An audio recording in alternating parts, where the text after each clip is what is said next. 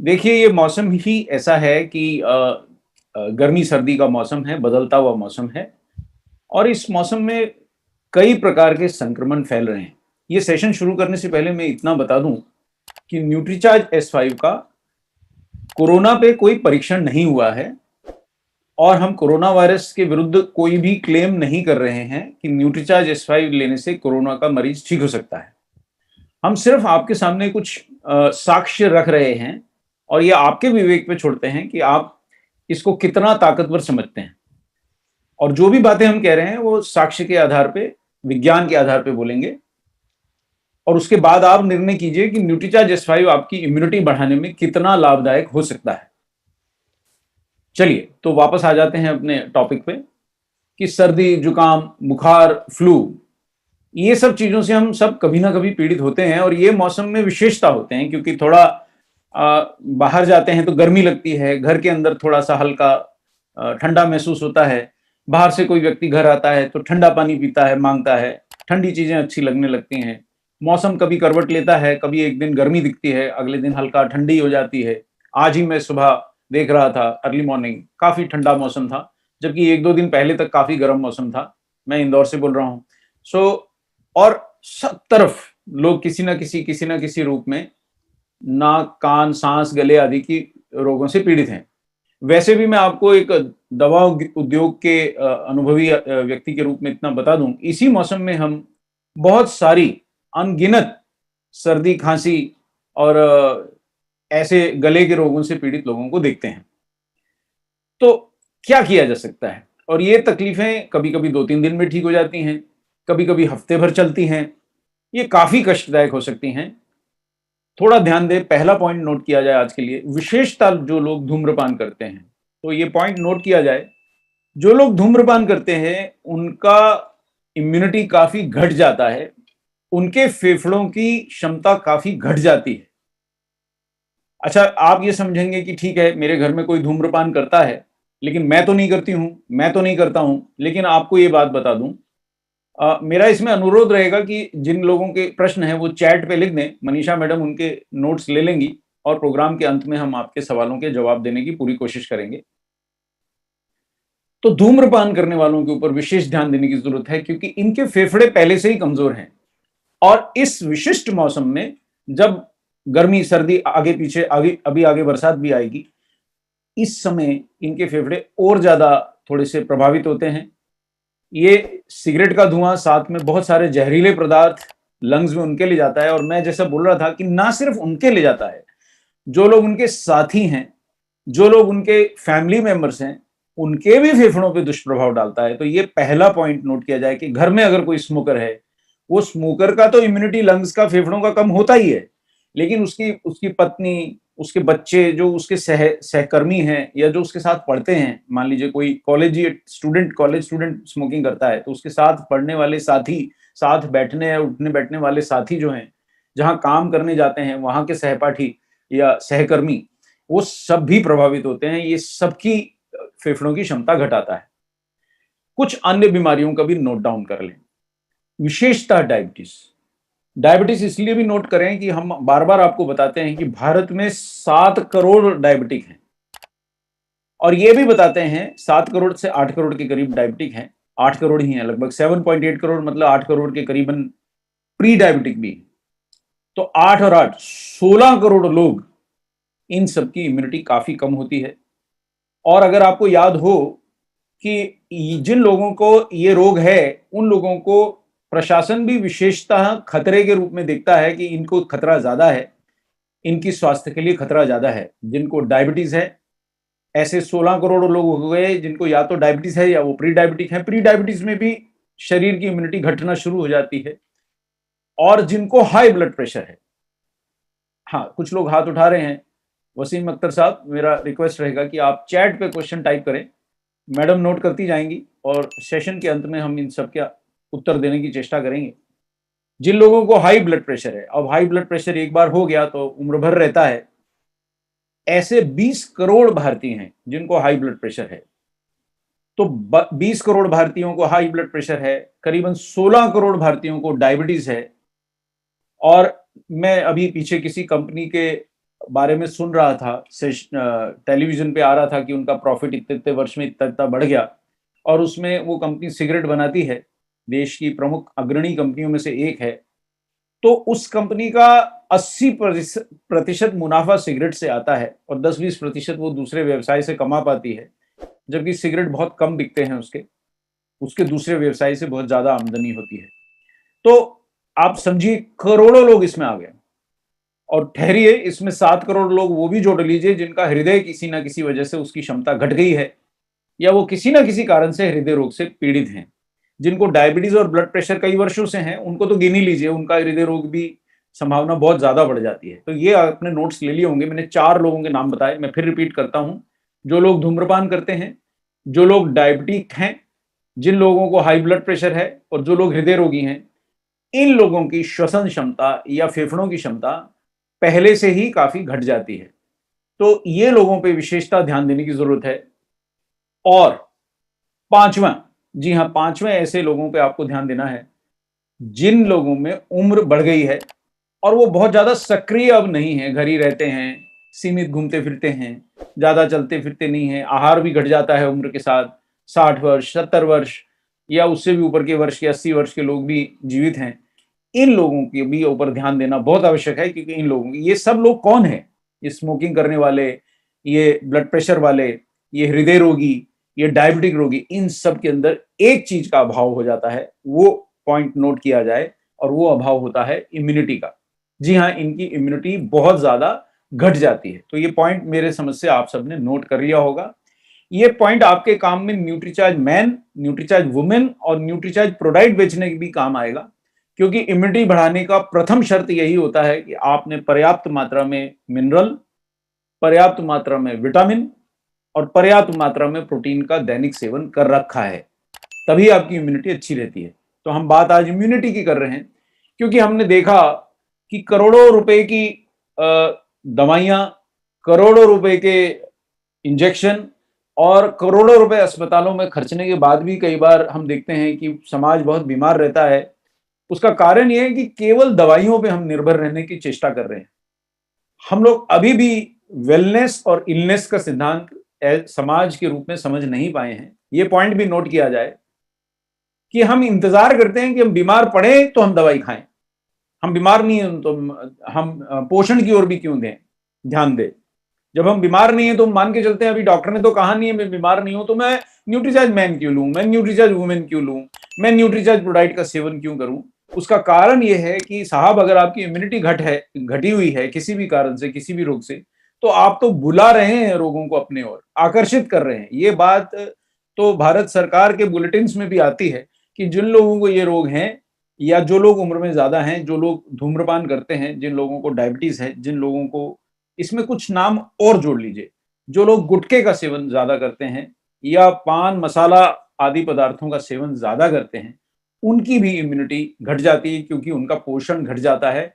गुटखा, पान मसाला या बहुत अत्यधिक चाय कॉफी का सेवन करने वालों की भूख घट जाती है, पोषण घट जाता है, और इस कारण उनकी इम्यूनिटी घट जाती है। तो आज का जादुई वर्ड शब्द, जो भारत की रक्षा ही नहीं पूरे विश्व की रक्षा करने के लिए अत्यधिक आवश्यक है, मेरा अनुग्रह रहेगा, मेरा अनुरोध रहेगा कि जो लोग प्रश्न कर रहे हैं, मेरा अनुरोध रहेगा नीतीश पाल जी जो न्यूट्रीचार्ज ऑफिस से हैं, और मैडम से, कि वो प्रश्नों को नोट कर लें, और जैसे ही मैं सेशन का अंत की तरफ पहुंचूं तो मेरे सामने वो प्रश्न रखे जाएं तो मैं जवाब दूं।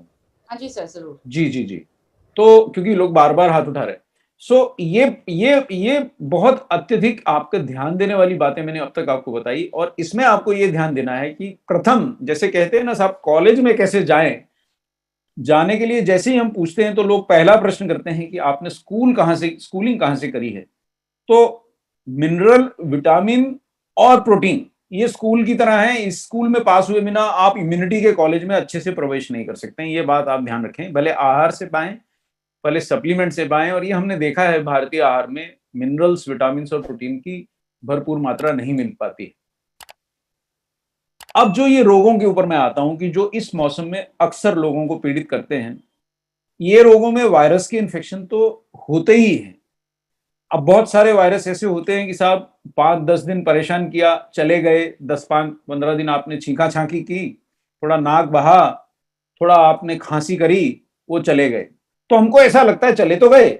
बहुत सारे लोगों को मैं बात करते सुनता हूं, तो यहां पॉइंट नोट किया जाए कि यदि आप बार बार बीमार पड़ के ठीक होते हैं, तो कौन सा आपका अंग खासकर खांसी सर्दी या फेफड़े की तकलीफों से बार बार बीमार होकर ठीक होते हैं, तो आपको क्या लगता है, क्या आपके अंगों पर इसका दुष्प्रभाव नहीं पड़ता है? मान लीजिए एक सड़क का मैं उदाहरण देता हूं कि अगर आप उसको खोद दें, फिर कोई इसको रिपेयर कर दे, आप फिर खोद दें, फिर कोई इसको रिपेयर कर दे, आप फिर खोद दें, तो यहाँ जो मुंबई या महानगरों के जितने लोग साथी मेरे जुड़े हुए हैं इस सेशन से, उन्होंने ये देखा होगा कि कई बार किसी ना किसी कारण से सड़क खुद जाती है, फिर रिपेयर होती है, फिर खुद जाती है, फिर रिपेयर होती है, तो वो सड़क सामान्य नहीं रह जाती है, वो सड़क थोड़ी सी उबड़ खाबड़ तो हो ही जाती है। यही हाल हमारे शरीर का है। जो अंग बार बार प्रभावित होगा, जैसे हम धूम्रपान करते हैं, बार बार अपने फेफड़ों को प्रभावित करते हैं, बार बार शरीर उसका रिपेयर करता है। बार बार हम अगर बीमार पड़ेंगे मात्र खांसी सर्दी से ही, अगर मैं बार बार खांसता रहूंगा, तो मेरे फेफड़ों पे जोर तो पड़ने ही वाला है। तो जो लोग दमा से पीड़ित हैं वो भी इसमें जोड़ लीजिए। जो मैंने अभी आपको 5 नाम बताए थे, मैं दोबारा रिपीट करता हूं। धूम्रपान करने वाले, डायबिटिक, जो लोगों को हाइपरटेंशन यानी उच्च रक्तचाप है, और जिन लोगों को हृदय रोग है, इसमें दमा पीड़ित भी जोड़ लीजिए, और वो भी कई करोड़ों आ गए। तो करीबन करीबन मैं 40-50 करोड़ लोगों की संख्या आपको बता चुका हूं कि इनकी इम्यूनिटी सामान्य से कम होती है। इसमें और भी जोड़ लीजिए जो अंडरवेट होते हैं, जो अपनी उम्र की अनुसार जिनका शारीरिक वजन ना हो के वो अत्यधिक पतले दुबले हैं, उनकी भी संभावना है कि वह उनकी इम्यूनिटी घट सकती है। जो लोग बहुत अधिक मोटे हैं उनकी भी इम्यूनिटी प्रभावित होती है। तो मैंने आपको ऐसे लोग बता दीजिए जिनके ऊपर पहले ध्यान देना है। तो अब ये देखिए, ये वायरस ही नहीं, बहुत सारे बैक्टीरिया, बहुत सारे अन्य जीवाणु, जिनको ज्ञान है साइंस का वो तो बैक्टीरिया वायरस समझ रहे हैं, जिनको नहीं ज्ञान है उससे भी कोई अंतर नहीं पड़ता। कैसा भी सूक्ष्म जीवाणु जो हमें दिखता नहीं है लेकिन जिसकी वजह से खांसी सर्दी होती है, फेफड़ों को कुछ तकलीफ होती है, बलगम बनती है, नाक बंद रहता है, ऐसे किसी भी चीज के अंदर वायरल इंफेक्शन हो सकते हैं या कोई और जीवाणु। और इनसे हमारी रक्षा करने वाली जो सेना है उनको हम रक्त कोशिकाएं बोलते हैं, विशेषतः सफेद रक्त कोशिकाएं, जिनको अंग्रेजी में व्हाइट ब्लड सेल्स कहते हैं, और डॉक्टरी भाषा में जिनको न्यूट्रोफिल्स, लिम्फोसाइट्स आदि नामों से पुकारते हैं। यही वो सेना है जो रक्त में शत्रु जीवाणुओं को नष्ट करने, उन्हें भगा देने में, और इनमें से कुछ विशेष प्रकार की कोशिकाएं एंटीबॉडीज बनाती हैं, जो जैसे ही एक जीवाणु जिसने हमें पिछली बार प्रभावित किया था, अगर वो हमारे शरीर में पुनः प्रवेश करता है तो उसको आक्रमण करके नष्ट करती हैं। ये सफेद रक्त कोशिकाएं। आज थोड़ा मैं आपको ज्यादा बता रहा हूं क्योंकि इस समय देश में इम्यूनिटी के अभाव में करोड़ों लोग पीड़ित हैं, कई लोग जान गंवा रहे हैं, और दुख के साथ मैं देखता हूं कि मेरे कई प्रिय लोग भी प्रभावित हैं, उन और कई ऐसे परिचितों को मैं जानता हूं जो अपनी जान भी गंवा चुके हैं, जिनका बहुत दुख है। तो ये जीवाणु हमें दिखते क्यों नहीं है? क्योंकि ये बहुत छोटे होते हैं और ये किसी भी रास्ते से हमारे शरीर में प्रवेश करते हैं, लेकिन ज्यादातर किन रास्तों से जीवाणु हमारे शरीर में प्रवेश करते हैं वो मैं बता देता हूं, ताकि आप लोग भी सावधान हो जाएं, जो आपके आसपास परिवार के लोग हैं उन्हें भी सावधान करें। अच्छा, ये हमारे शरीर में प्रवेश करके करते क्या है? ये शरीर में प्रवेश कर गया, मान लीजिए ये कोई भी जीवाणु हो सकता है, ये वायरस हो सकता है, ये कोई बैक्टीरिया हो सकता है, ये कोई भी अन्य जीवाणु हो सकता है। ये दरअसल पहले हमारे शरीर में पहुंच के चिपक जाते हैं, हमारे शरीर की आंतरिक झिल्लियों से चिपक जाते हैं, और इनका काम यह है कि किसी भी प्रकार हमारी कोशिकाओं में घुस जाएं। और जैसे आपके घर में कोई जबरदस्ती घुसा है मेहमान बन के, अब वो कहेगा साहब चाय पिलाइए, शर्मा जी, वर्मा जी, तिवारी जी, पहले चाय पिलाइए फिर जाता हूँ, सोनी साहब जरा एक गिलास पानी तो पिलाइए। वो धीरे धीरे फैलना शुरू हुआ कि अच्छा भाभी हैं क्या, थोड़ा एक कप चाय भी हो जाता। अरे सोनी साहब, में तो ये चाय के साथ कुछ बिस्किट तो होते, कुछ नमकीन तो होता। आप फैलना शुरू कर दिया।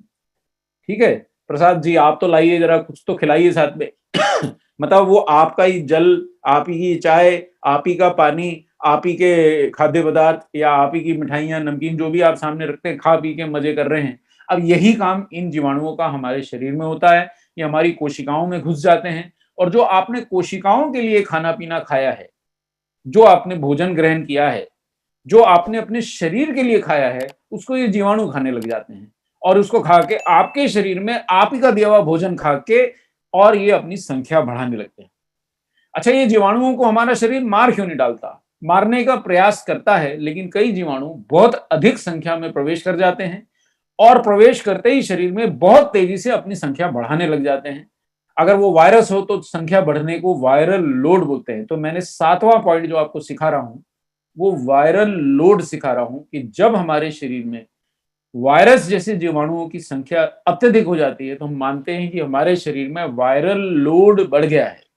जब आपकी जांच होती है, अगर आप किसी संक्रमण से प्रभावित हैं, किसी लेबोरेटरी में जाइए, आजकल तो लंबी लंबी कतारें लगी साहब लेबोरेटरीज के बाहर, 1-1 किलोमीटर की कतारें लगी, लोग गाड़ियां लेके 4-4 घंटे इंतजार कर रहे हैं कि उनके उनके खून की, थूक की, पेशाब की जांच हो।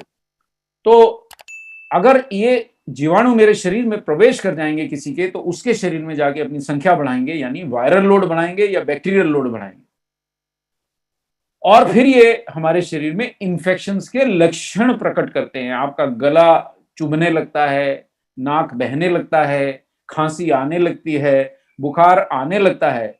ऐसा क्यों हो रहा है?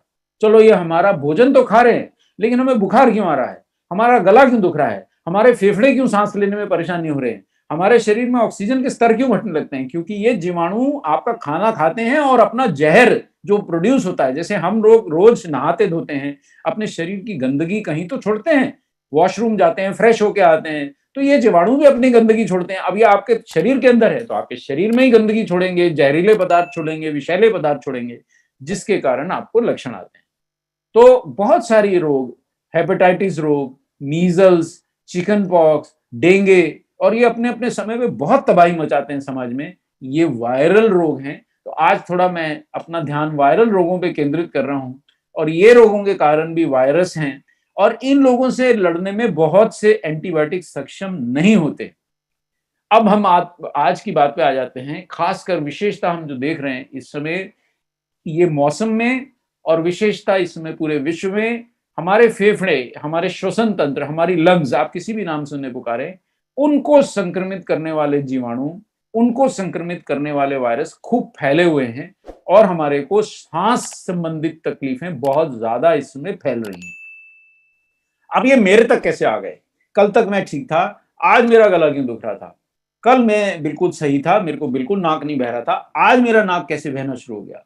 देखिए, बीमार व्यक्ति जब खांसता है, छींकता है, ये हम सब ने सुना भी है, तो ये जीवाणु उसके खांसने से, छींकने से हवा में फैल जाते हैं। अगर वो हम उससे हाथ मिला लें, उससे उसको छुएं, तो उसके शरीर से हमारे शरीर पे ये ट्रांसफर हो जाते हैं या आ जाते हैं। या अगर उसने किसी चीज को छुआ है और 5 मिनट बाद ही हम उस चीज को छूते हैं, जैसे वॉशरूम का दरवाजा, आप दफ्तर में काम कर रहे हैं, कोई संक्रमित व्यक्ति अंदर होके आया वॉशरूम यूज होके, उसके तुरंत बाद आप गए, आपने दरवाजे को छुआ, और उसने भी छुआ था और आपको जीवाणु मिल गए, और आपको शाम होते होते लक्षण आने शुरू हो जाते हैं, सुबह आप बिल्कुल ठीक थे।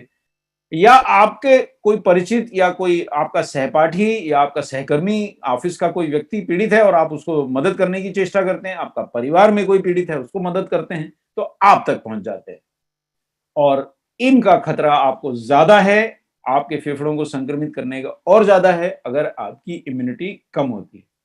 यानी कि इम्यूनिटी वो जादुई शब्द है जो हमारी प्राण रक्षा कर सकता है, जो हमारे शरीर में हमारी इन जीवाणुओं से रक्षा कर सकता है। बहुत से कारणों से घटती है। पहला कारण जो मैंने अभी बताया था, आहार में विटामिन, मिनरल और फाइबर। ये मैंने आहार क्यों दिखाया है? बहुत अच्छा टिफिन दिख रहा है, बढ़िया आलू की सब्जी है, थोड़ा सलाद है, अचार है, चटनी भी होती है, पर आलू में कार्बोहाइड्रेट नहीं होते, और भारतीय आहार में आलू का योगदान इतना अधिक है कि मैं हर किसी को एक पाव भर सब्जी लेते देखता हूँ, 3 या 4 या 5 या 6 लोगों का परिवार भी पाव भर सब्जी लेता है, और सब्जी की कमी की पूर्ति उसमें आलू डाल के पूरी कर ली जाती है। तो गोभी खाएंगे तो आलू गोभी खाएंगे, मटर खाएंगे तो आलू मटर खाएंगे, पनीर भी खाएंगे तो आलू मटर पनीर खाएंगे। तो आलू ऐसी सब्जी है जिसमें विशेष मिनरल, विटामिन और प्रोटीन या फाइबर नहीं होता है, और हमारी इम्यूनिटी नहीं बढ़ाता है। और रोटी या चावल में हम आधारित रहते हैं, इनका प्रोटीन अपर्याप्त रहता है, कम रहता है, थोड़ा रोटी का प्रोटीन विशेषता घटिया रहता है, चिपचिपा रहता है, और अच्छी क्वालिटी का नहीं होता, जिससे हमारी प्रोटीन की आवश्यकता पूरी नहीं होती, इम्यूनिटी घटती है। अच्छा, और भी कारण जो मैंने बताए उसमें आप एक कारण और जोड़ लीजिए, शारीरिक या मानसिक तनाव। देखिए, जब देश भर में संक्रमण फैलता है तो किसी का बिजनेस, किसी का व्यवसाय, किसी का होटल, किसी की चाय की दुकान, रेस्टोरेंट, पान गुटखे की उसकी गुमटी, ये सब बंद हो जाते हैं। तो मानसिक तनाव जब बीमारी रोग से हम पीड़ित होते हैं तो भी होता है कि अरे मुझे ही हो गया, अरे मैं आज अपने काम कैसे पूरे करूंगा। बढ़ती उम्र मानसिक तनाव के साथ शारीरिक तनाव और मानसिक तनाव को भी आप जोड़ लीजिए। और जो लोग नींद पूरी नहीं सोते तो वो भी जोड़ लीजिए। यानी मैंने 7 प्रकार के लोग आपको बताए जिनकी इम्यूनिटी सामान्य से घट जाती है, और 8वां उनको जोड़ लीजिए जो शराब का सेवन करते हैं। ये 8 प्रकार के लोग, मैं फिर से रिपीट कर देता हूं। सिगरेट पीने वाले, शराब पीने वाले, उम्र बढ़ने वाले, नींद पूरी ना करने वाले, मानसिक तनाव वाले, एस्थमा वाले, दमा से प्रभावित लोग, डायबिटीज से प्रभावित लोग, हाइपरटेंशन से प्रभावित लोग, और धूम्रपान करने वालों के फैमिली मेंबर्स, ये सब 8-9 मैंने नाम गिना दिए आपको, इनकी इम्यूनिटी प्रभावित होती है। डायबिटीज, ब्लड प्रेशर से मैंने आपको पहले से बता दिया, हृदय रोग से ग्रसित लोग, इनको इन्फेक्शंस का खतरा अत्यधिक ज्यादा होता है। ध्यान रहे, जब हम वायरल इन्फेक्शंस की बात करते हैं तो ज्यादातर एंटीबायोटिक्स का इन पे कोई प्रभाव नहीं होता। इसलिए भी जैसे हम देख रहे हैं इस समय बहुत करोड़ों लोग बीमार हैं पूरे विश्व में, जबकि इतना एंटीबायोटिक दवाइयां उपलब्ध हैं, क्योंकि एंटीबायोटिक्स का वायरस पे कोई प्रभाव नहीं होता है। ये इन्फेक्शन से हमारी रक्षा नहीं कर पाती। एंटीवायरल दवाइयां अभी ज्यादा उपलब्ध नहीं है, और जो उपलब्ध भी हैं उनके बारे में अभी भी रिसर्च चल रही है, और बहुत ज्यादा इसमें मतलब क्या कहते हैं, विवाद है कि ये काम करती हैं, कितना करती हैं। कुछ ही एंटीवायरल दवाइयां हैं। तो फिर वायरल इन्फेक्शन हो तो कैसे बचे? एंटीबायोटिक भी काम नहीं कर रहे, मेरी इम्यूनिटी भी अधिक नहीं है। सर्वप्रथम, ये बहुत इंपॉर्टेंट पॉइंट है, और आज से अगर आपने इसको सुन लिया तो आप अपनी फैमिली की रक्षा तो कर ही पाएंगे। सर्वप्रथम, जितना हो सके संतुलित आहार लीजिए। ये नहीं कि थोड़ी सी सब्जी ली और 6-8 रोटियां खा गए। ये नहीं कि आलू बड़े बनाए और वो खा के पेट भर लिया। ये नहीं कि आलू की सब्जी खाई और थोड़ी रोटियां बहुत सारी खाई, या बहुत सारा चावल खा गए लेकिन दाल की मात्रा तो आधी 1 कटोरी ली, या 1 कटोरी सांभर से ही बहुत सारे चावल खा गए। तो ये प्रकार के जो व्यवहार है इन्हें बंद कीजिए, संतुलित भोजन लीजिए। और चूंकि हम संतुलित भोजन नहीं ले पाते, हेल्थ सप्लीमेंट्स लेके प्रोटीन्स, मिनरल्स, विटामिन और फाइबर की पर्याप्त पूर्ति कीजिए। ये पॉइंट भूलिए नहीं। यहां तक मतलब ये स्कूलिंग जैसा है कि स्कूल से पास होंगे तभी तो इम्यूनिटी के कॉलेज में प्रवेश मिलेगा। और जो आज आपको बातें बताने जा रहा हूं वो ऐसी हैं कि जिससे आप अपने साथियों की, अपने संगियों की, अपने परिवार की, विशेषता अपनी खुद की रक्षा कर सकते हैं। तो ये तो बड़े सरल उपाय मैंने बताया कि धूम्रपान करते हैं तो थोड़ा बचिए, थोड़ा घटा दीजिए, हो सके तो छोड़ दीजिए। शराब का सेवन जब देश में इतना रोग फैला हो बिल्कुल मत कीजिए। और ध्यान रख के, अगर आपका आगे पीछे आपका आहार असंतुलित भी खाते हो, ना खाइए, संतुलित आहार खाइए। अगर इस समय आप सप्लीमेंट्स लेंगे तो विशेषता आपकी इम्यूनिटी के लिए बहुत अच्छा रहेगा। आप मिनरल, विटामिन, प्रोटीन जैसे Nutricharge man, Nutricharge women, Nutricharge ProDiet जैसे चीजों का सेवन करें, धोखे में ना आए। मिनरल, विटामिन पर्याप्त आपको आहार से अगर लेना है तो आपको सब प्रकार के फल, सब प्रकार की सब्जियां, विविध तरह के खाने सब संतुलित मात्रा में खाने पड़ेंगे, जो सामान्यतः हमारे लाइफस्टाइल के साथ संभव नहीं है। अब मैं आता हूं उस बात पे जिसके लिए हम आज जुटे हैं, कि ठीक है साहब, मैंने बहुत संतुलित आहार कर लिया, धूम्रपान कम कर दिया या छोड़ दिया, शराब का सेवन मैंने त्याग दिया, सर्दियों के अंदर मैंने और भी थोड़ी सी, हाँ जी, एक बात और बता दूं कि गर्म पानी का सेवन दिन भर करें। ये जो मैं पी रहा हूं चाय नहीं है, गर्म पानी है। तो गर्म पानी का सेवन आप दिन भर करेंगे तो भी फेफड़ों के संक्रमण से बहुत रक्षा होगी। आपको हैरानी होगी, क्या बात कह रहे हैं डॉक्टर कपूर, केवल गर्म पानी से? जी हाँ, गर्म पानी से भी बहुत रक्षा होगी, और अगर स्टीम ले सके तो और भी रक्षा होगी। अब एक ब्रह्मास्त्र जो हमने चलाया है, तो कुछ गलतियां करके चलाया। अब कई लोग यहां बोलेंगे साहब आप हर्ब्स की बात करने जा रहे हैं, तो मैं तो काढ़ा पीता हूं, मैं तो बहुत सारी दूसरी जड़ियां खा लेता हूं साहब, मेरे घर के अंदर तो नीम का पेड़ लगा है, उसकी हवा से तो कहते हैं जीवाणु मर जाते हैं। तो यहाँ एक बड़ी गलती जो हमारा देश करता है, देशवासी करते हैं और पूरा विश्व करता है, कि हम काढ़ा पीना चाहते हैं, हम बहुत सारी पौधे खाना चाहते हैं, बहुत सारी जड़ियां लेना चाहते हैं, लेकिन हम विटामिन नहीं लेते हैं, हम मिनरल नहीं लेते हैं, और पर्याप्त प्रोटीन नहीं लेते हैं। तो कोई काढ़ा, कोई जड़ी, कोई बूटी अपना काम ठीक से नहीं कर पाएगी। ये पहला पॉइंट आप नोट करें, बहुत विशेषता ध्यान दें। जिन लोगों को इम्यूनिटी बढ़ानी है वो पहले अपने मिनरल, विटामिन और प्रोटीन का सेवन कंप्लीट कर ले। अब मैं आता हूं उन विशेष शक्तिशाली हर्ब्स की ओर जो हमारी इम्यूनिटी बढ़ाने के लिए न सिर्फ भारत में, पूरे विश्व में प्रसिद्ध हैं। देखिए, ऐसी बहुत सारी हर्ब्स हैं। मैं ये नहीं कहता कि जिन 4-5 की मैं बात करने जा रहा हूं वही का आप ध्यान दें, लेकिन बहुत सारी हर्ब्स हैं। लेकिन जो हम बता रहे हैं वो विशेषता इस समय जब सब तरफ संक्रमण फैले हैं, ध्यान देने योग्य हैं।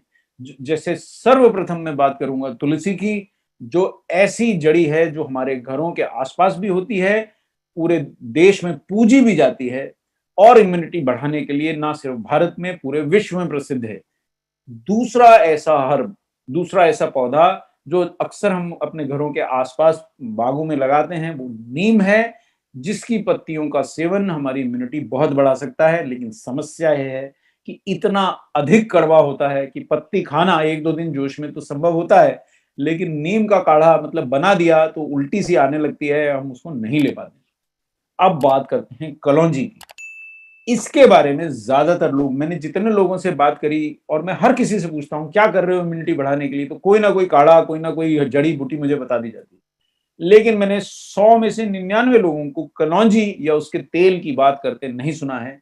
इसलिए आज का सेशन बहुत महत्वपूर्ण है, अत्यधिक महत्वपूर्ण है ये जानने के लिए कि कलौंजी यानी ब्लैक सीड और उसका तेल हमारी इम्यूनिटी के लिए क्या कर सकते हैं। देखिए, ये सभी जड़ियां अगर हमने आहार संतुलित लिया है, अगर हमने दूसरे प्रयास किए हैं कि हम धूम्रपान ना करें, हम गर्म पानी सेवन करें, इस सर्दी गर्मी के मौसम में, बदलते मौसम में गुटखे से बचें, शराब ना पिए, अपना आहार संतुलित करें, तो ये जड़ी बूटियां हमारी इन्फेक्शन से लड़ने की क्षमता को कई गुना बढ़ा देती हैं।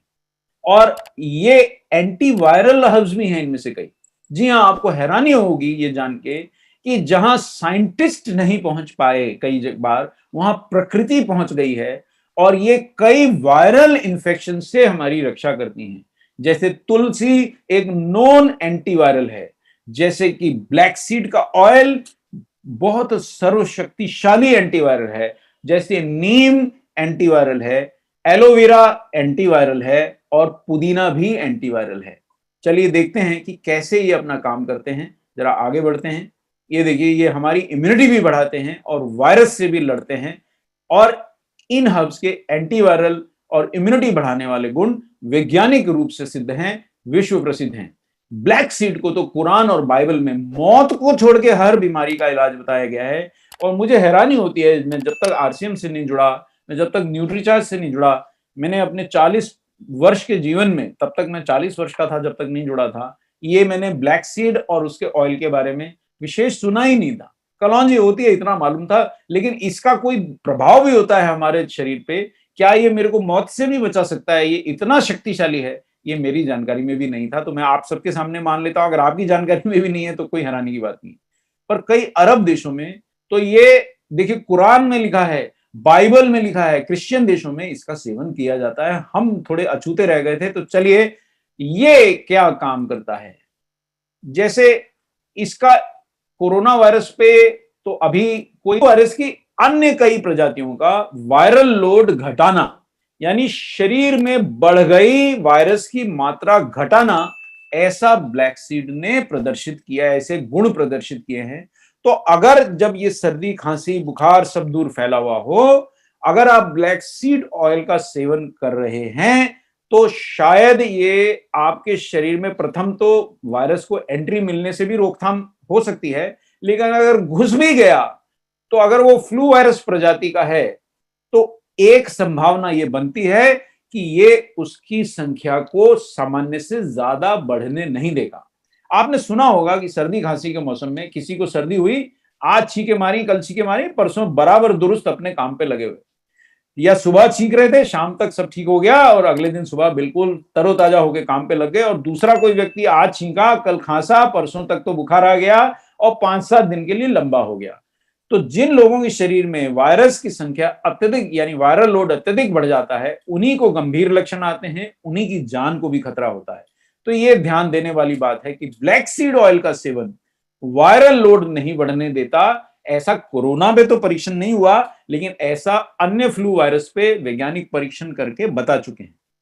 तो अगर आप ब्लैक सीड ऑयल का सेवन कर रहे हैं तो आपको ये सुरक्षा मिलने की संभावना है। यानी ये हमारे शरीर में ब्लैक सीड ऑयल, इसमें कुछ एक तत्व होता है, मैं आज आपको बताऊंगा। इतना सामान्यतः हम चर्चा विस्तार से नहीं करते हैं। वो तत्व होता है जो हमारे शरीर में कोशिकाओं में एंटी वायरल एक्शन करता है। और अब आज आपका महत्वपूर्ण नाम थाइमोक्विनोन आप नोट कर लीजिए। और मेरा आपसे आग्रह रहेगा कि अगर आप में से जो लोग थोड़ा, जिनके पास इंटरनेट की सुविधा है, जिनको थोड़ा अंग्रेजी या हिंदी पे बहुत अच्छा पकड़ है, वो इंटरनेट पे थाइमोक्विनोन लिख के एक बार अवश्य सर्च करें कि थाइमोक्विनोन का हमारे को रोगों से बचाने में क्या प्रभाव है। और ये थाइमोक्विनोन आता कहां से है? ये ब्लैक सीड ऑयल में सर्वाधिक मात्रा में पाया जाता है। और इसके बारे में पूरे देश विदेश के वैज्ञानिक एक मत है कि ये इम्यूनिटी बढ़ाने, वायरस से हमारी रक्षा करने, और एक और बात बोल देता हूं जो आज पढ़ाना तो नहीं है, लेकिन आंतरिक सूजन से हमारी रक्षा करने में बहुत सक्षम है। नहीं, इसका आज भी इसका इंपॉर्टेंस रहेगा। तो वो बहुत हमारी रक्षा करने में सक्षम होता है, बहुत महत्वपूर्ण है। आंतरिक सूजन, उदाहरण दे दूं कि जैसे दो लोगों को खांसी सर्दी हुई, एक के फेफड़े उस खांसी सर्दी के प्रभाव से सूज गए, उस व्यक्ति की तो जान को खतरा बन आता है। मतलब वो जल्दी पहले तो ठीक नहीं होगा और इन्फेक्शन बिगड़ने की संभावना बहुत है। अगर दूसरे व्यक्ति को भी इन्फेक्शन हुआ, थोड़े लक्षण आए लेकिन फेफड़े सूजे नहीं, तो वो 2-4 दिन में ठीक ठाक होकर बिल्कुल एकदम सामान्य काम करने लग जाता है। गंभीर से गंभीर रोग में ऐसा देखा गया है कि कुछ लोगों पे उसका बहुत कम प्रभाव होता है, कुछ लोगों पे ज्यादा होता है। और ऐसा इम्यूनिटी के कारण होता है। दूसरा कारण ही होता है कि उनके शरीर में आंतरिक सूजन नहीं आने पाती। रोग के लक्षण थोड़े बहुत आते हैं, वो जैसे ही शारीरिक इम्यूनिटी, हमारी जो अंदर की सेना है, व्हाइट ब्लड सेल, सफेद रक्त कोशिकाएं उस जीवाणु को या उस कण को काबू में कर लेती हैं, वो व्यक्ति ठीक हो जाता है। थाइमोक्विनोन आज का बहुत महत्वपूर्ण लेसन मैं आपको दे रहा हूं, आप नोट कर लिए जाए। और ये क्या करता है? थाइमोक्विनोन का वायरस पे क्या प्रभाव होता है? देखिए, वायरस हमारे को इसलिए धोखा देते आए हैं और हमारे वैज्ञानिकों को भी धोखा देते आए हैं।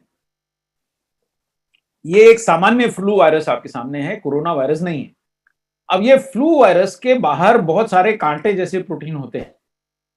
अब हमारा शरीर इन्हीं से पहचानता है। अब जैसे कोई व्यक्ति रोज लाल रंग की शर्ट पहन के आए और किसी घर में चोरी करके भाग जाए, फिर अगले दिन लोग कहें कि अरे यार, दूसरे घर में चोरी हो गई, वहां भी वो लाल शर्ट वाला दिखा था। फिर तीसरे घर में चोरी हो गई, वहां भी लाल शर्ट वाला दिखा था। पर चौथे दिन वो लाल शर्ट की जगह पीली शर्ट पहन के आ जाए तो लोग पहचान नहीं पाते कि ये वही चोर है। कि जैसे अब मैंने एक अल्टरनेटिव टेक्नोलॉजी का उपयोग करके आपसे फिर से जुड़ गया। 2 क्षण की मुसीबत है, लाइट आती जाती रहती है, लेकिन टेक्नोलॉजी हमें अलाउ करती है कि हम जुड़े रहें। इसी प्रकार इम्यूनिटी हमारा बैकअप होता है कि बाहर से हमने सारे प्रयास कर लिए, गर्म पानी पी लिया, अपने को दूसरों से अलग रखा, लेकिन फिर भी वायरस अगर घुस ही आया तो उससे कौन लड़ेगा? तो एकमात्र इम्यूनिटी ऐसी चीज है जो उससे लड़ पाएगी। तो हमें इम्यूनिटी बढ़ाना है। पर अब यहां थाइमोक्विनोन, और हम वायरस की बात कर रहे थे, कोरोना वायरस।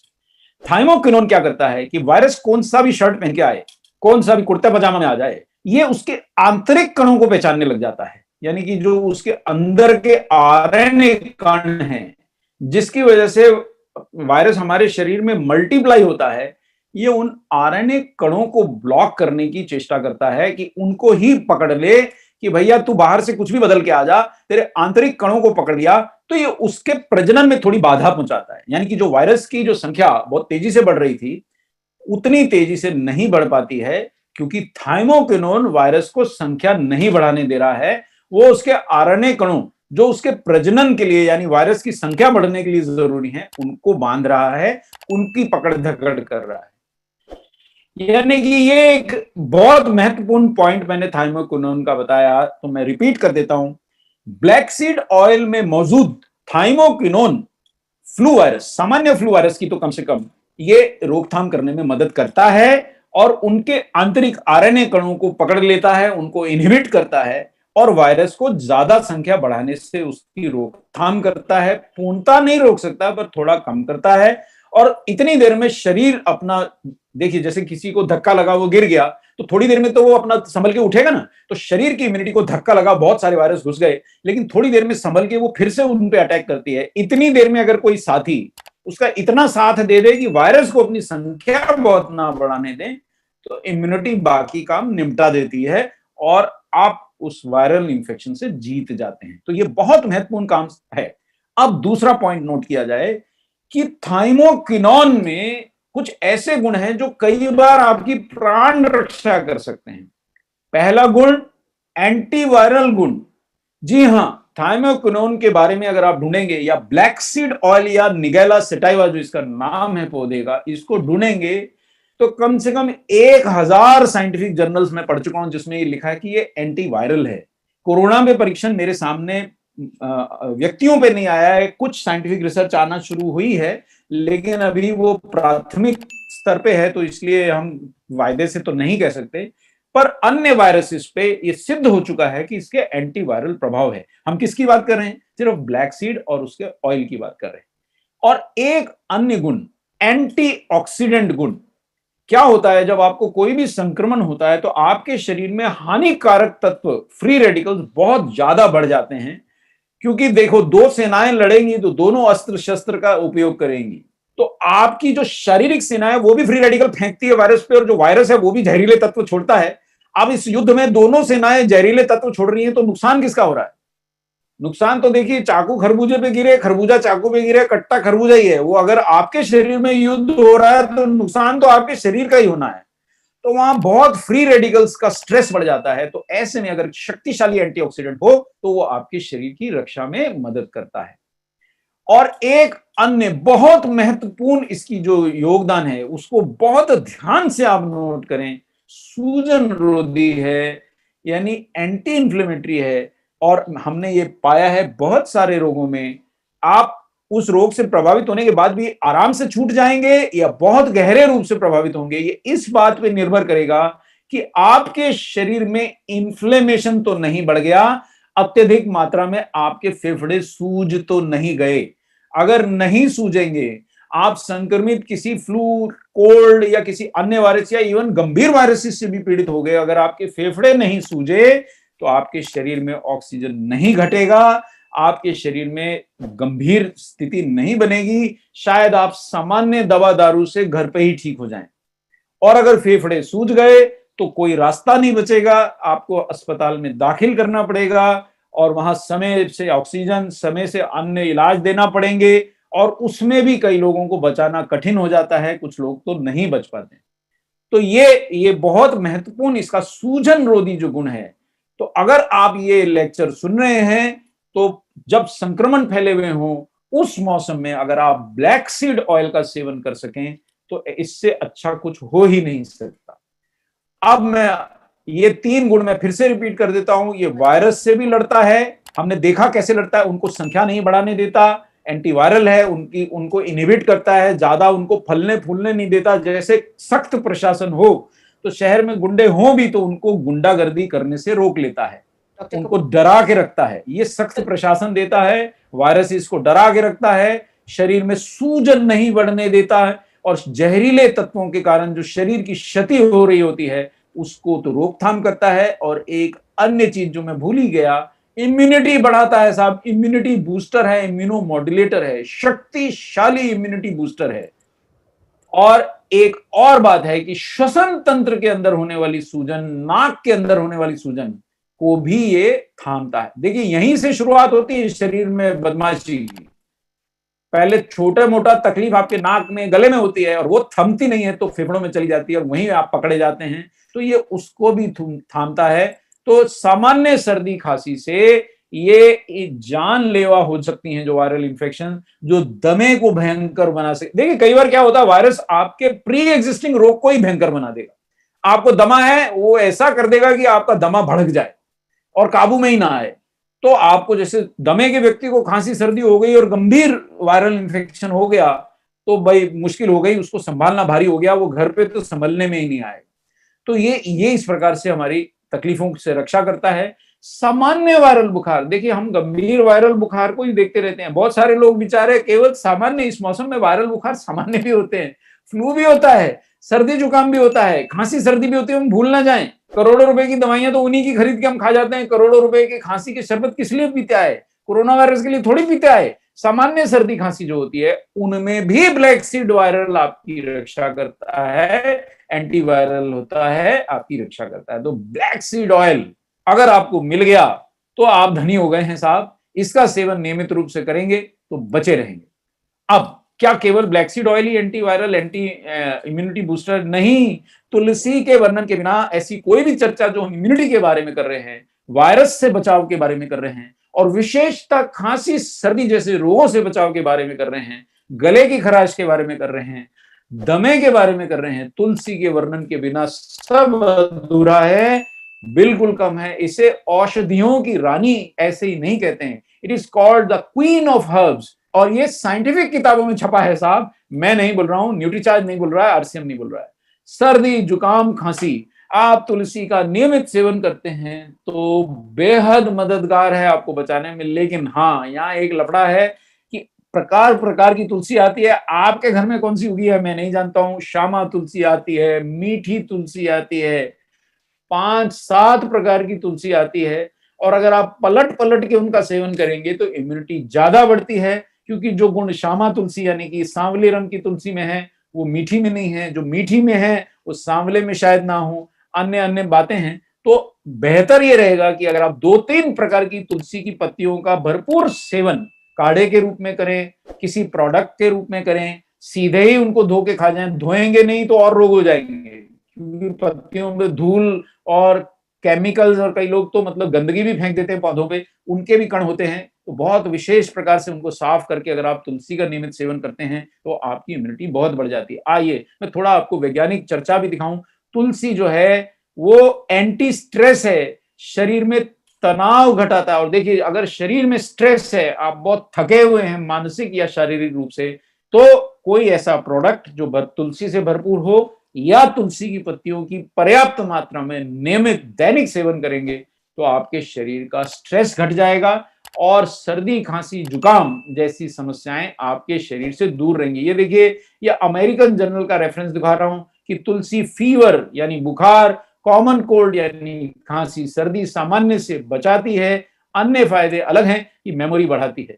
तो अगर आपको मेरी बातें याद ना रहती हो, लेक्चर अटेंड करते हो फिर भी याद ना आता हो कि मिनरल विटामिन कहाँ है, तो तुलसी का सेवन करें, याददाश्त भी बढ़ेगी और रोगों से भी बचाव होगा। देखिए, अब ये रेफरेंस बहुत अधिक महत्वपूर्ण है, इतना महत्वपूर्ण है कि मैं आपसे अनुरोध करूंगा कि आपने मोबाइल से या जिस भी साधन से आप ये सेशन देख रहे हैं, इस स्लाइड का फोटो उठाना ना भूलें।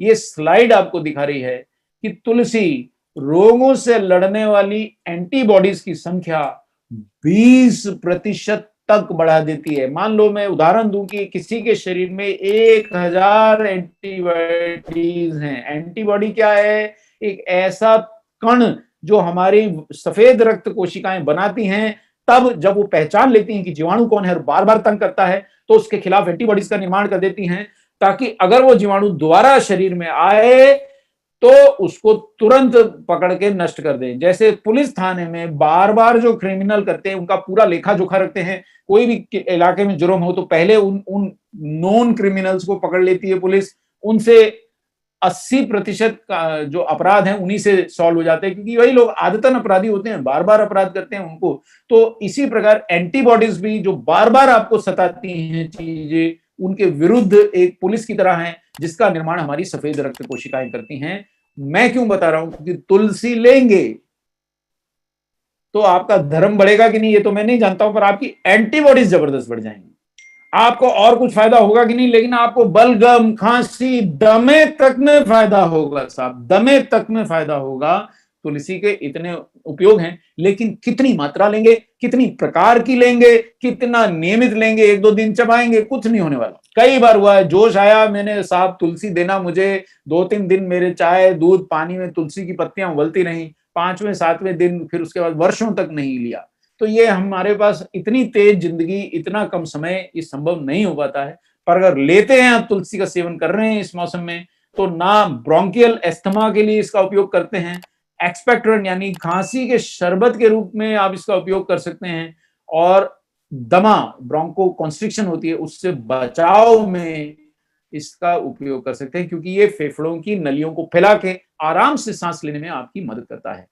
तो तुलसी, ओहो, अब तुलसी में ऐसा होता क्या है ये सामान्यतः आपको कोई बताएगा नहीं, लेकिन आज आप विशेष ट्रेनिंग सेशन में हैं, ये नाम नोट किया जाए। यूजिनॉल होता है, एसेंशियल ऑयल है तुलसी का, जो विशेषता हमारी रेस्पिरेटरी तकलीफें, छाती की तकलीफें, श्वास की तकलीफें, नाक की सूजन, राइनाइटिस, उसको कम करता है और शायद हमारे फेफड़ों के लिए बहुत ज्यादा ये हमारा लाभदायक है। यूजीनॉल, नाम नोट किया जाए मिलॉर्ड मिलेडीज, आज आप इतनी जानकारी लेके उठेंगे कि आज के बाद आपकी इम्यूनिटी घटनी नहीं चाहिए। आज के बाद कोई भी बीमार पड़े, आप बीमार नहीं पड़ने चाहिए अगर आपने इस ज्ञान का उपयोग कर लिया।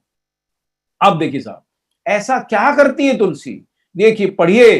तुलसी इम्यूनोमॉड्यूलेशन करती है, यानी हमारे इम्यून सिस्टम को बहुत आक्रामक बना देती है, बहुत सक्षम बना देती है। और तुलसी इन्फ्लेमेशन घटाती है। देखिए, 4 हफ्ते के अंदर अंदर लेने से तुलसी आपके शरीर में वो योद्धा, जो सफेद रक्त कोशिकाएं हैं, नेचुरल किलर सेल, जिन्हें किसी दवा की जरूरत नहीं है, कोई जीवाणु आपके घर में घुस गया शरीर में, उसको लड़ती है वो सेल्स, उनकी संख्या बढ़ा देती है। लेकिन लफड़ा क्या है, काफी मात्रा में दिया गया था, 300 मिलीग्राम तक का एक्सट्रैक्ट डेली दिया गया। 4 हफ्ते बाद ऐसा पाया गया। अब 300 मिलीग्राम तुलसी का सत्व, मतलब समझ लीजिए कितनी मात्रा में तुलसी खाई होगी, ग्राम्स में खाई होगी, अलग अलग प्रकार की खाई होगी, तब ऐसा हुआ। तो मात्रा लेना हम भूल जाते हैं। 1-2 पत्ती लेके अपने चाय दूध में हम उम्मीद करते हैं कि हमारे को फायदा होगा, वो थोड़ा गलती हो जाती है। मैं आपको यहाँ पे बहुत गहन आपको ज्ञान दे रहा हूं, लेकिन साथ में चेष्टा कर रहा हूं कि आप समझें। अब देखिए क्या लिखता है इसके बारे में विज्ञान। वंडर हर्ब, क्यों? देखिए, गुण गिनते गिनते थक जाएंगे। जीवाणु रोधक, कैसा भी बैक्टीरिया घुस रहा है, तुलसी रोकथाम करती है। फफूंदी रोधक, इस मौसम में श्वास में भी फफूंदी घुसती है साहब। बारिश के मौसम में विशेषता, गीला गीला होता है सब तरफ, फफूंदी हो जाती है सब दूर। मलेरिया से बचाव करना, डायरिया लगता है जिनको बार बार, पेचिश यानी पेट खराब होता है, उनका बचाव करना। और पहला पॉइंट जो बताया था, स्ट्रेस घटाना, तनाव घटाना, ये तुलसी के गुण हैं। ये आपका खून भी साफ करती है, बुखार से भी बचाती है, एलर्जी भी घटाती है और इम्यूनिटी बढ़ाती है। मतलब गिनते गिनते थक जाएंगे, लेकिन याद ये रखना है कि नियमित सेवन, कितनी जल्दी में आप ऑफिस जाने की, तुलसी सेवन करके जाइए। अब इतनी पत्तियां तोड़ के लाइए, उन्हें धोइए, उनका काढ़ा बनाइए, उनको पिए। इतना अगर समय है तो करिए, नहीं है तो कोई ऐसा प्रोडक्ट ढूंढिए जिसमें पर्याप्त तुलसी हो। थक जाएंगे साहब। तुलसी का स्वाइन फ्लू जैसे गंभीर रोगों पे जब इसके ऊपर परीक्षण किए गए, तो डॉक्टरों ने लिखा कि शायद इसने स्वाइन फ्लू जैसे गंभीर रोग की तीव्रता, सिवेरिटी, और उसका जो ड्यूरेशन, यानी उसकी जो पीरियड था, जितने दिन व्यक्ति पीड़ित रहा, दोनों को घटाने में मदद किया। एंटी फ्लू प्रॉपर्टी ऑफ तुलसी, ये डॉक्टर यूके तिवारी द्वारा लिखा आर्टिकल है, अमेरिकन जर्नल में छपा 2014 में। उन्होंने लिखा कि तुलसी बॉडी का ओवरऑल डिफेंस मैकेनिज्म, संपूर्ण शरीर की इम्यूनिटी बढ़ाती है, जिससे आपकी वायरल इंफेक्शन से लड़ने की क्षमता घट जाती है। It was successfully used in combating Japanese encephalitis. ये भी एक वायरल रोग है, बड़ा भयंकर रोग है, जिसमें पांव जो है, टांगे जो है, वो हाथी के टांगों जितनी मोटी हो जाती है, बाकी शरीर वैसे का वैसा रहता है। एंसेफेलाइटिस या रोग जो है आपके मस्तिष्क में चला जाता है। एंसेफेलाइटिस यानी मस्तिष्क की झिल्लियों का सूजन। तो ये इस प्रकार के गंभीर वायरल रोगों से लड़ने में भी तुलसी का प्रयोग किया गया। और कुछ हद तक, मैं ये तो नहीं कहूंगा कि जादू है, पर कुछ हद तक ऐसा ये आर्टिकल हमें बता रहा है, सफलता मिली। अब हम आते हैं नीम पे। विश्व का सर्वशक्तिशाली खून साफ करने वाला योद्धा। नीम की एक शब्द आप नोट कर ले, जीवन भर याद रखें, आपके शरीर में जहर नहीं रहेगा अगर आप पर्याप्त नीम का सेवन करते हैं। अब पर्याप्त की क्या मात्रा है? मैंने जब जब नीम का सेवन किया, 1 या 2 पत्ती के बाद ढेर हो जाता था। बड़ा प्रयास किया तो 3 पत्ती पे जाके, वो कहते हैं 3 पत्ती, ताश के खेल से आपको याद दिला देता हूं, 3 पत्ती से आगे डॉक्टर कपूर नहीं बढ़ पाए। अब आपके प्रोडक्ट में नीम की 100 पत्तियों का सत्व है, ये मान के चलिए साहब। और ये आपके प्रोडक्ट के गुण तो नहीं देखे गए, उनका परीक्षण तो अभी हम क्लिनिकल ट्रायल नहीं कर पाए हैं, लेकिन नीम के बारे में यह सिद्ध है कि डिटॉक्स करता है, शरीर से जहरीले पदार्थों को निकालता है, खून साफ करता है, शक्तिशाली एंटीवायरल है। ऑर्गेनिक खेती जो होती है, जिसमें आप खाद भी नहीं डालते केमिकल और ना कोई दवाइयां छिड़कते पौधों को बचाने के लिए, वो नीम पे ही आधारित है। वायरस से बचाना है, नीम छिड़को। बैक्टीरिया से बचाना है पौधे को, नीम छिड़को। और कोई भी अन्य रोगों से बचाना है, जो फैलने वाला रोग है, संक्रमण करता है, पौधों को भी संक्रमण होता है, नीम का तेल छिड़को। एकमात्र नीम ही ब्रह्मास्त्र होता है। और ये नीम, ये भी इन्फ्लुएंजा वायरस पे परीक्षण हुआ। देखिए, कोरोना वायरस पे जिस दिन होगा हम जरूर वो वैज्ञानिक जानकारी आपके सामने लाएंगे, अभी तक नहीं हुआ है। लेकिन नीम के बारे में आपने कभी नहीं जाना होगा कि इसमें होता क्या है। इसका वो जो कण है, जो इसका जो सक्षम कण है, वो हाई पेरोसाइड होता है।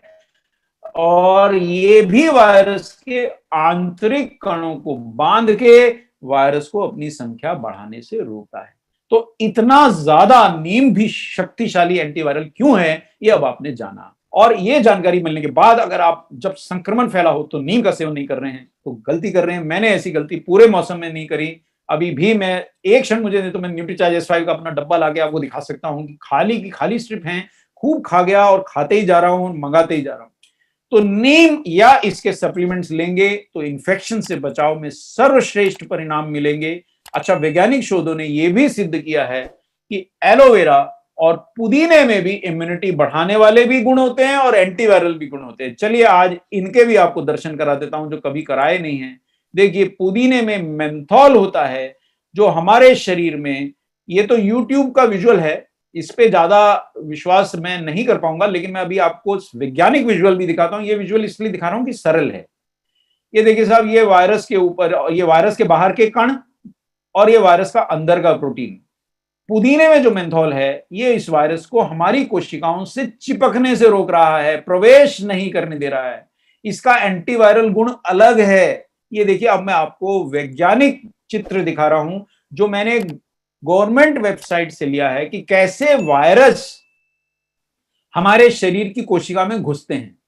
ये चित्र सिर्फ ये दिखा रहा है कि ये वायरस कैसे घुसते हैं। ये देखिए, वायरस पहले चिपक जाता है, ये हमारे शरीर की कोशिका है जो बेचारी अपना काम कर रही थी बढ़िया, ये इसके प्रोटीन अपना काम कर रहे थे। ये वायरस पहले गया और इनसे चिपक गया, कुछ नहीं कर रहा है। जो क्रिमिनल होते हैं वो पहले आपके घर की रेकी करते हैं, करते कुछ नहीं, देख जाएंगे 4 बार कि कब तिवारी जी आप जाते हैं, कब प्रसाद साहब आप घर से बाहर निकलते हैं, कब राय साहब आप घर के बाहर जाते हैं, ये देख जाएंगे।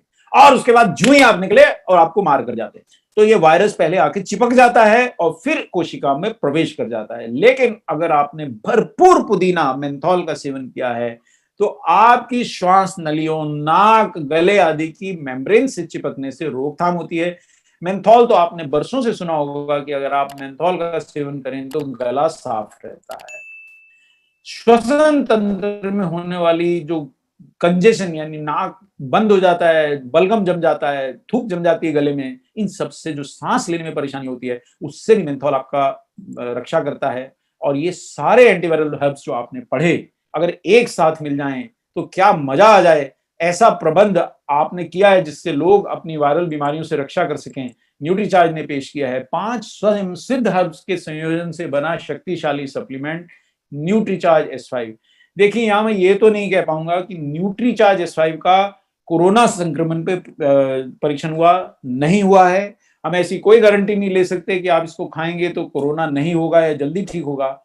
लेकिन आपने ये देखा कि ब्लैक सीड ऑयल कितना शक्तिशाली सूजन रोधी एंटीवायरल है। आपने ये देखा कि तुलसी कितनी शक्तिशाली एंटीवायरल, तनाव घटाने वाली और हमारी इम्यूनिटी बढ़ाने वाली है।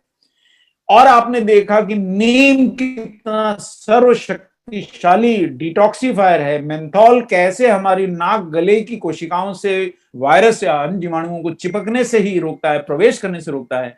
हम सिर्फ इतना कह रहे हैं कि आपने न्यूट्रीचार्ज S5 में 200 मिलीग्राम बीजों के बराबर ब्लैक सीड ऑयल डाला है। अगर आप इस समय ध्यान ना दे रहे हो, किसी और काम में उलझे हो, तो ध्यान से देखिए। 200 मिलीग्राम बीज, यानी कि जब मैं न्यूट्रीचार्ज S5 खाता हूं, मुझे क्या सेटिस्फेक्शन है कि 200 मिलीग्राम बीजों के बराबर ब्लैक सीड ऑयल खा लेता हूं, 150 मिलीग्राम पत्तियों के बराबर 3 प्रकार का तुलसी का ब्लेंड खा लेता हूं। तीन प्रकार की 150 मिलीग्राम पत्तियों का सत्व है साहब। इतना रोज तुलसी लाना, उसको साफ करना, 3 प्रकार की तुलसी लाना, उसका काढ़ा बनाना, उसका नियमित सेवन करना अगर आप कर सकते हैं तो स्वागत है आपका। मैं नहीं कर पाता हूं तो मैं न्यूट्रीचार्ज S5 लेता हूं। और नीम की 100 पत्तियां तो साहब आप कितना धो लीजिए, कितना साफ कर लीजिए, शक्कर के साथ दे दीजिए, मैं नहीं चबा पाऊंगा।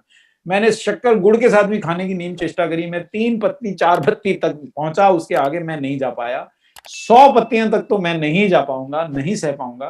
पर एक कैप्सूल में आपने न्यूट्रीचार्ज S5 के 100 पत्तियों के बराबर नीम डाला है, 5 ग्राम एलोवेरा के बराबर एलोवेरा डाला है और पुदीना 10 मिलीग्राम के बराबर सत्व डाला है। इतना शक्तिशाली कैप्सूल, पूर्णतः शाकाहारी है, कैप्सूल पूर्णतः वेजिटेरियन है। आप व्रत रखते हैं, अब नवरात्र शुरू होने जा रहा है, कई लोग व्रत रखते हैं, लेकिन ये पूर्णतः शाकाहारी है। आप इसको व्रत में भी खा सकते हैं, कोई ऐसा इसमें कण भी नहीं है जो आपके व्रत को भी प्रभावित करेगा। देर ना करें, आज से रोज इसको लें। तो ये मेरा आज का विशेष सेशन था।